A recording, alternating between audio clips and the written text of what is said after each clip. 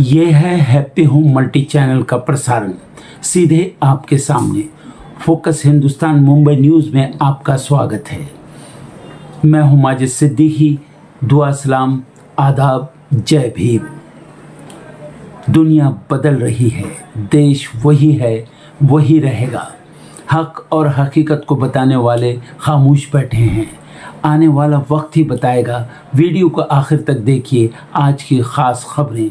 सबसे पहले फोकस हिंदुस्तान को सब्सक्राइब करें, लाइक के साथ शेयर करें और अपने कमेंट ज़रूर भेजें। समाज को जगाने के लिए आपकी ज़रूरत है। फिर आऊँगा ताज़ा खबरों को लेकर। माजिद सिद्दीकी, जय हिंद।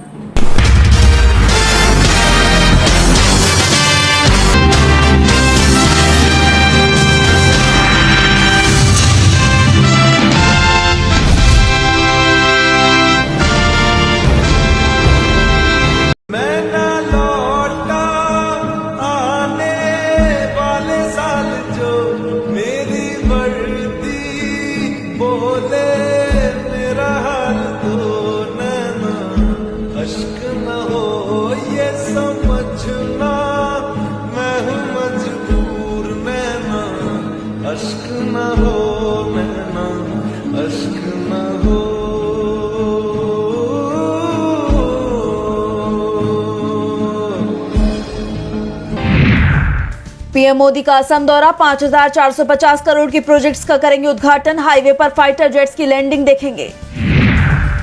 आशुतोष महाराज कोर्ट से रोते हुए बाहर निकले। अभिमुक्तेश्वरानंद पर लगाया था शोषण का आरोप। प्रयागराज कोर्ट ने फैसला किया सुरक्षित। दिल्ली यूनिवर्सिटी में यूजीसी कानून पर बवाल। महिला यूट्यूबर से हाथापाई, छात्रों का आधी रात तक हंगामा। सीएम फडणवीस ने बीजेपी अध्यक्ष से दिल्ली में की मुलाकात। फडणवीस बोले, नितिन नवीन के नेतृत्व में बीजेपी प्रगति करेगी। प्रधानमंत्री नरेंद्र मोदी ने किया ट्वीट, लिखा 2019 में आज के दिन पुलवामा में अपनी जान कुर्बान करने वाले बहादुर नायकों को याद कर रहा हूं। मीटिंग में हरियाणा के मंत्री अनिल विज और एसपी उपासना में तीखी बहस। एक एएसआई पर धोखाधड़ी का था आरोप, उसी पर हुआ विवाद। विज ने कहा, मैं कह रहा हूं आप सस्पेंड करो, मेरा ऑर्डर चलेगा। गीतांजलि वांगचुक का बड़ा बयान, कहा पिछले 4 सालों से सोनम वांगचुक के खिलाफ षड्यंत्र रचा जा रहा है, पर वो किसी से डरने वाले नहीं। चुनी हुई सरकार को काम नहीं करने दे रहा है हाईकोर्ट। सुप्रीम कोर्ट नाराज। हिमाचल प्रदेश में स्थानीय निकायों के चुनावों के लिए बढ़ाई समय सीमा। योगी सरकार के मंत्री आशीष पटेल की फिसली जुबान। बजट सत्र में राज्यपाल के अभिभाषण को ही कह दिया झूठ का पुलिंदा। केंद्रीय गृह मंत्री अमित शाह आज 2 राज्यों का करेंगे दौरा। तमिलनाडु के कराईकल और पुदुचेरी जाएंगे। खालिस्तानी आतंकी पन्नों की जान लेने की साजिश का मामला। भारतीय नागरिक निखिल गुप्ता को 24 साल की सजा। न्यूयॉर्क कोर्ट में गुनाह कबूला। अमेरिकी सेना का कैरेबियन सागर में एक और बोट पर हमला, 3 की गई जान। अमेरिकी सदर्न कमांड के मुताबिक नाव कथित तौर पर ड्रग तस्करी के लिए हो रही थी इस्तेमाल। अमेरिका का दूसरा जंगी बेड़ा USS Gerald R Ford middle east रवाना। ये दुनिया का सबसे बड़ा एयरक्राफ्ट कैरियर वेनेजुएला में ऑपरेशन में था शामिल। 44 साल से सिर्फ बातचीत होती रही, इसे हमेशा के लिए सुलझा देंगे, ईरान को ट्रंप की धमकी। इजराइल के पूर्व पीएम बराक ने एप्स्टीन से संबंध पर जताया अफसोस, मांगी माफी, दस्तावेजों में आया था नाम। एयर इंडिया पर डीजीसीए का बड़ा एक्शन। एयरबस A320 को बिना अनिवार्य एआरसी की उड़ाने पर लगा 1 करोड़ रुपए का जुर्माना। सुरक्षा मानकों की अनदेखी पर नियामक ने दिखाई सख्ती। एप्पल ने मुंबई में खोला अपना नया स्टोर। बोरीवली में हुआ छठे स्टोर का उद्घाटन। 26 फरवरी से ग्राहकों के लिए खुलेंगे दरवाजे। भारत में 16 से 20 फरवरी तक होने जा रहा है एआई इम्पैक्ट समिट। 45 देशों की होगी भागीदारी। भारत बनेगा वैश्विक एआई चर्चा का केंद्र। 1.56 लाख के स्तर पर आया सोना। चांदी की कीमतों में करीब 15,000 प्रति किलो की भारी गिरावट। वैलेंटाइन डे पर खरीदारी करने वालों को मिलेगी बड़ी राहत।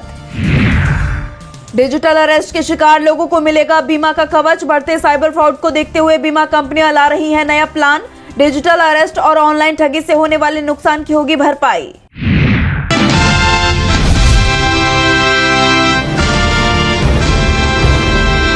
विपक्ष की तरफ से देश भर में एक बड़े आंदोलन की आहट सुनाई दे रही है। ट्रेड डील और एप्स्टीन फाइल सहित तमाम मुद्दों को लेकर विपक्ष एकजुट होता हुआ दिखाई दे रहा है।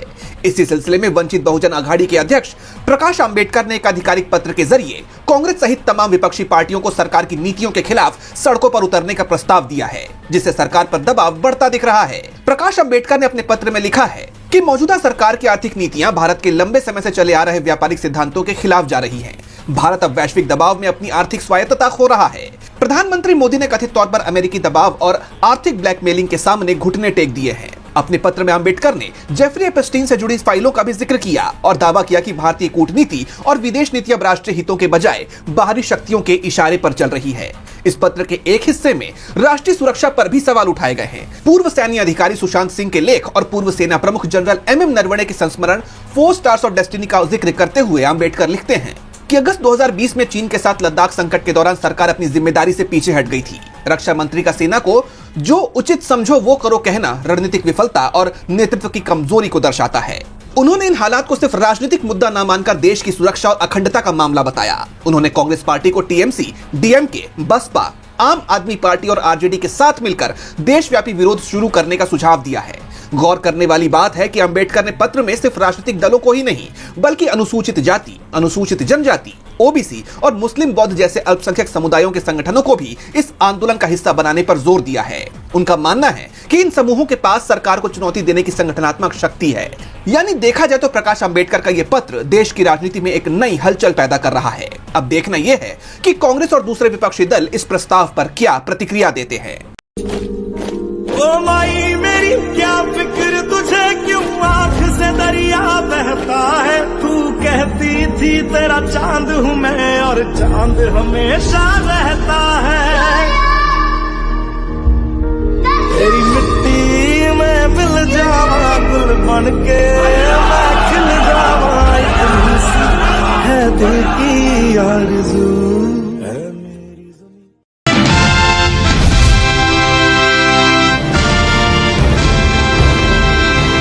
सरकार ने राष्ट्रगीत वंदे मातरम को लेकर नई गाइडलाइंस जारी की है और अब सरकार के इस फैसले का मुस्लिम संगठनों की तरफ से भारी विरोध होने लगा है। जमीयत उलमा हिंद के अध्यक्ष मौलाना अरशद मदनी ने इसे पक्षपाती फैसला बताया है। उन्होंने कहा है कि ये संविधान में दी गई धार्मिक आजादी पर हमला है। वहीं इंडियन यूनियन मुस्लिम लीग के उपाध्यक्ष मौलाना कौसर हयात खान ने इसे हिंदू संस्कृति थोपने की कोशिश करार दिया। उनका कहना है कि मुसलमान अल्लाह के सिवा किसी और की इबादत नहीं कर सकते। गीत की कुछ पंक्तियां इस्लाम की मान्यताओं के विपरीत है, इसलिए इसे स्वीकार नहीं किया जा सकता।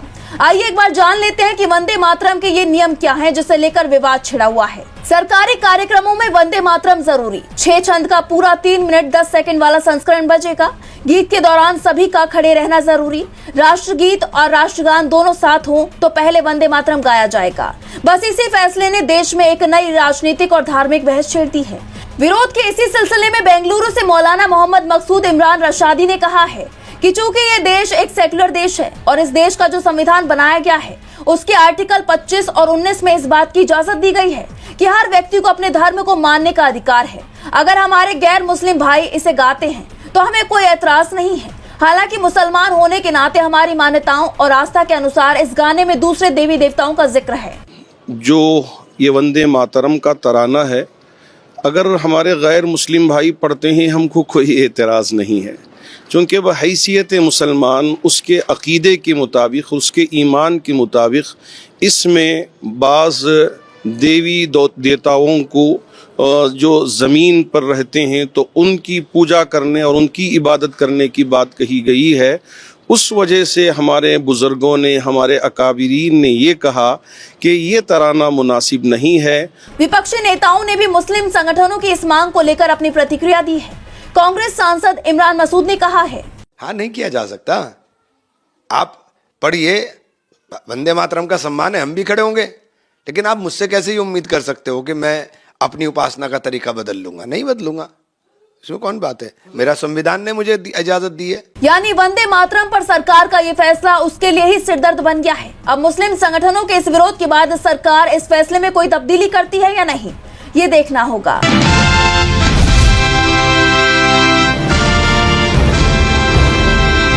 क्या लिव इन पार्टनर को भी पत्नी मानकर दहेज उत्पीड़न का केस दर्ज करने का हक मिल सकता है, खासकर तब जब पुरुष पहले से ही शादीशुदा हो? इसी बड़े कानूनी सवाल पर सुप्रीम कोर्ट ने अब गंभीरता से सुनवाई शुरू की है और केंद्र सरकार से जवाब मांगा है। ये पूरा मामला क्या है, चलिए आपको बताते हैं। दरअसल ये सुनवाई जस्टिस संजय करोल और जस्टिस NK सिंह की बेंच कर रही है। मामला डॉक्टर लोकेश BH की याचिका से जुड़ा है। लोकेश की शादी साल 2000 में नवीना से हुई थी, लेकिन 2010 में लोकेश तीर्था नाम की एक महिला के साथ लिव इन रिलेशनशिप में रहने लगे। बाद में 2016 में तीर्था ने उन पर दहेज मांगने और जलाने की कोशिश का आरोप लगाया, साथ ही घरेलू हिंसा का केस भी दर्ज कराया। लोकेश का कहना है कि तीर्था उनकी पत्नी नहीं है बल्कि उनकी लिव इन पार्टनर है, इसलिए उन पर पति वाला कानून लागू नहीं होना चाहिए। उन्होंने फैमिली कोर्ट में भी इस संबंध को कानूनी रूप से अमान्य घोषित करने की मांग की है, जो अभी लंबित है। उनका ये भी दावा है कि जिस दिन की घटना बताई जा रही है वो उस दिन अस्पताल में ड्यूटी पर थे। पहले कर्नाटका हाई कोर्ट ने उनकी याचिका खारिज कर दी थी, लेकिन कानून क्या कहता है? तो कानून के मुताबिक दहेज प्रताड़ना की शिकायत आमतौर पर पत्नी ही दर्ज कर सकती है। ऐसे में बड़ा सवाल ये है कि क्या लिव इन पार्टनर को भी पत्नी जैसा दर्जा दिया जा सकता है, खासकर जब पुरुष पहले से ही किसी और से शादीशुदा हो? लोकेश के वकील संजय नुली का कहना है कि हाईकोर्ट ने कानून की गलत व्याख्या की। उनके मुताबिक पति और पत्नी की परिभाषा साफ है और इसे लिव इन रिश्तों तक नहीं बढ़ाया जा सकता। इसी विवाद के चलते सुप्रीम कोर्ट ने केंद्र सरकार से जवाब मांगा है। साथ ही अतिरिक्त सॉलिसिटर जनरल ऐश्वर्या भाटी को सहयोग के लिए कहा गया है और सीनियर एडवोकेट नीना नरीमन को अदालत की न्यायमित्र यानी एमिकस क्यूरे नियुक्त किया गया है, ताकि वो निष्पक्ष राय दे सकें। ये केस इसलिए खास है क्योंकि इससे तय हो सकता है कि लिव इन रिलेशनशिप में महिलाओं के अधिकार कितने मजबूत हैं और दहेज कानून की सीमाएं क्या हैं। अगर कोर्ट ने नई व्याख्या दी तो भविष्य में ऐसे मामलों में बड़ा कानूनी बदलाव देखने को मिल सकता है। कोर्ट इस केस में क्या फैसला लेगा, ये अभी देखना बाकी है। फिलहाल आप इस केस पर कैसे फैसले की उम्मीद करते हैं? क्या आपको लगता है कि लिव इन पार्टनर को पत्नी के समान अधिकार मिलना न्याय होगा? हमें कमेंट करके अपनी राय जरूर बताएं। नमन है उन सभी वीर जवानों को, देश के सभी महान रक्षकों को। हम चले दे चले अपना दिल अपनी जान, ताकि जीता रहे अपना हिंदुस्तान।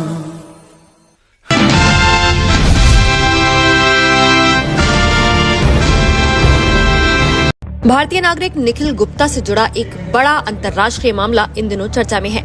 अमेरिका में उन्होंने न्यूयॉर्क में खालिस्तानी समर्थक गुरपतवंत सिंह पन्नू की हत्या की कथित साजिश से जुड़े गंभीर आरोप स्वीकार किए हैं, लेकिन वहीं दूसरी तरफ भारत में उन्होंने सुप्रीम कोर्ट में एक आपात याचिका दाखिल कर गिरफ्तारी और हिरासत को लेकर गंभीर आरोप लगाए हैं। इस वजह से मामला अब सिर्फ क्राइम नहीं बल्कि अंतर्राष्ट्रीय राजनीति, कूटनीति और मानवाधिकार के सवालों से भी जुड़ गया है।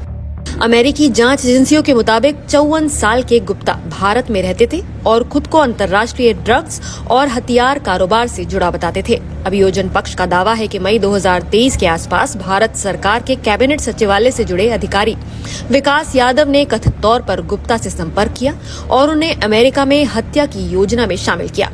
यही कैबिनेट सचिवालय भारत की खुफिया agency research and analysis wing से जुड़ा माना जाता है। हालांकि भारत सरकार ने इन आरोपों पर कोई विस्तृत आधिकारिक टिप्पणी नहीं की है। जांच में सामने आया कि गुप्ता ने एक ऐसे व्यक्ति से संपर्क किया जो असल में अमेरिकी एजेंसी ड्रग एनफोर्समेंट एडमिनिस्ट्रेशन का गुप्त सूत्र था। इसी सूत्र ने उन्हें एक कथित हिटमैन से मिलवाया, जो बाद में अंडरकवर अधिकारी निकला। अमेरिकी अभियोजकों के अनुसार करीब $1 लाख में हत्या की डील तय हुई और 9 जून 2023 को लगभग $15,000 एडवांस दिए जाने का दावा है। जांच में ये भी कहा गया कि टारगेट का पता, फोन नंबर, रोजमर्रा की जानकारी और निगरानी की तस्वीरें साझा की गईं। साथ ही कथित तौर पर ये निर्देश भी दिया गया कि भारत के प्रधानमंत्री नरेंद्र मोदी के अमेरिका दौरे के दौरान हत्या न की जाए। इस मामले में एक बड़ा मोड़ तब आया जब जांच एजेंसियों ने दावा किया कि 18 जून 2023 को कनाडा में खालिस्तानी नेता हरदीप सिंह निज्जर की हत्या के बाद साजिश को तेज किया गया। अभियोजन के अनुसार गुप्ता ने अंडरकवर अधिकारी से कहा कि निज्जर भी टारगेट था और आगे भी कई लक्ष्य मौजूद हैं, जिसके बाद न्यूयॉर्क में कथित हत्या की योजना को जल्द अंजाम देने की बात हुई। 30 जून 2023 को गुप्ता को चेक रिपब्लिक में गिरफ्तार किया गया और बाद में उन्हें यूएसए प्रत्यार्पित कर न्यूयॉर्क की अदालत में पेश किया गया। वहां यूएस मजिस्ट्रेट जज सारा नेटबर्न के सामने उन्होंने दोष स्वीकार किया। अब सजा का फैसला यूएस डिस्ट्रिक्ट जज विक्टर मोरेरो सुनाएंगे। अमेरिकी न्याय विभाग के अनुसार गुप्ता पर हत्या की साजिश, हत्या के लिए ठेका और मनी लॉन्ड्रिंग जैसे आरोप हैं, जिनमें कुल मिलाकर 40 साल तक की सजा हो सकती है। इसी बीच भारत में दाखिल अपनी आपात याचिका में गुप्ता ने दावा किया है कि उन्हें बिना वारंट के अतिरिक्त क्षेत्र अधिकार में हिरासत में लिया गया और एक हिंदू शाकाहारी होने के बावजूद जबरन गौमांस और सुअर का मांस खिलाया गया। इन आरोपों ने मामले को मानवाधिकार और प्रत्यर्पण प्रक्रिया के नए विवाद में बदल दिया है। हालांकि भारत के सुप्रीम कोर्ट ने अभी तक इस याचिका पर कोई अंतिम फैसला नहीं दिया है। कुल मिलाकर ये केस अब सिर्फ एक क्रिमिनल साजिश नहीं रहा, बल्कि भारत अमेरिका संबंधों, खालिस्तानी गतिविधियों और अंतर्राष्ट्रीय कानून के बीच उलझी एक बड़ी और संवेदनशील कहानी बन चुका है। आप इस पूरे मुद्दे पर क्या कहना चाहेंगे, हमें कमेंट करके अपनी राय जरूर बताइए। 14 फरवरी 2019 न भूले हैं न भूलेंगे। ये बलिदान हर सांस में लेंगे वीरों का नाम। जय हिंद। ताकि जीता रहे अपना हिंदुस्तान।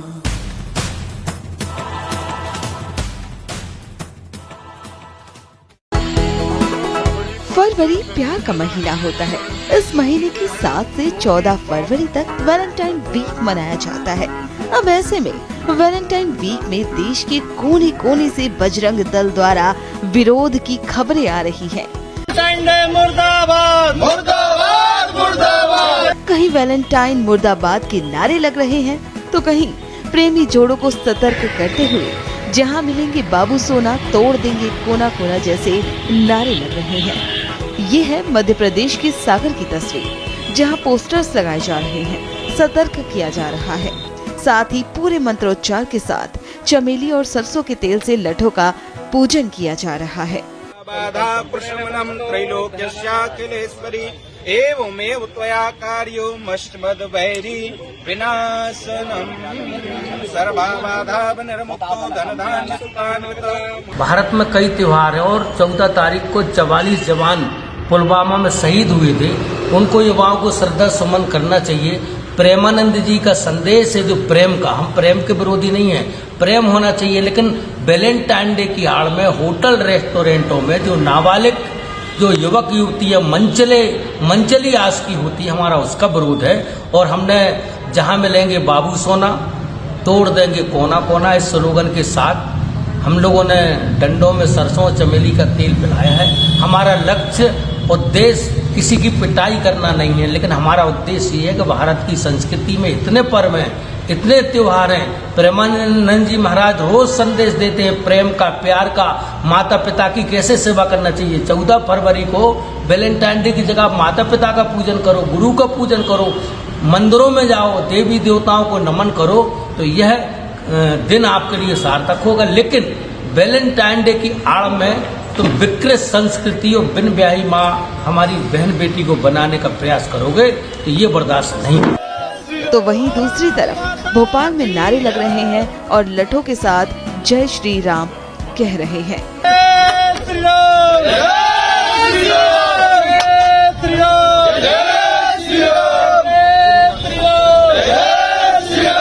आज भोपाल में हनुमान मंदिर पे राष्ट्रीय बजरंग दल के कार्यकर्ताओं ने पाश्चात्य संस्कृति और वैलेंटाइन डे का विरोध करते हुए दंड पूजा यहाँ किया गया है। जिस प्रकार भारत की रीति नीति पाश्चात्य संस्कृति के खिलाफ है, उसी के निमित्त यहाँ पे जो है दंड पूजा किया गया। और कल राष्ट्रीय बजरंग दल की 1 दर्जन से ज्यादा सक्रिय समितियां भोपाल के सार्वजनिक स्थानों पर पहरा देगी। अगर कहीं पे बंटी और बबली मिले तो उनकी हड्डी पसली तोड़ने का काम राष्ट्रीय बजरंग दल करेगा और इस प्रकार की अश्लीलता करने वाले लोगों को सिर मुंडा करके गधे पे निकालने का काम राष्ट्रीय बजरंग दल करेगा।